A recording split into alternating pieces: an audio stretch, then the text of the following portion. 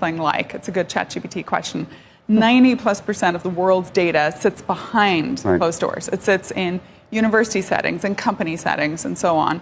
And so can you access that in an appropriate way? That's what I think builds competitive. All the publicly available data has been thoroughly scraped. But there's also this thing called the deep web, not to be confused with the dark web. Which is where so maybe there's three, at least three, yeah. And the deep web is a term for the parts of the World Wide Web that are not publicly accessible. It's all the private data, email that's sitting behind a wall somewhere. If we could tap this resource, it would be a real boon for machine learning, AI, and privacy-preserving oracles are a way to do exactly that. That's useful for training models. You can use... So that is what I think the market is not focusing on. They're talking about tokenizing real-world assets like houses and whatever.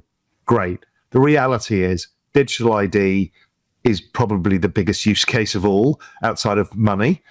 In an AI world, we've got massive applications to come out of a number of different areas, and one of them is the area you're working on as well. Just generally, you don't mind, but we're going to move into a world where AI is going to capture a lot of the value chain of human work.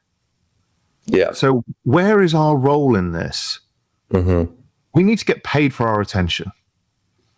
And so my view is that somewhere between your digital ID and what happens with advertising, that you have to share the revenue directly with the people.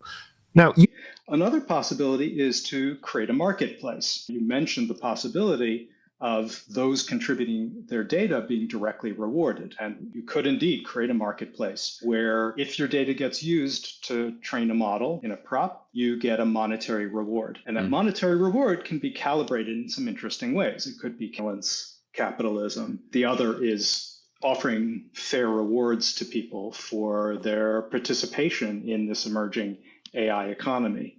And so I think that those two things are the main values. But I think you're absolutely right that there is the possibility of rolling out a kind of lightweight props system that gives users reasonable assurance that their data is being used appropriately, that their privacy is protected, that they'll be compensated without the kind of ironclad guarantees you get from use of a full-blown trust execution environment.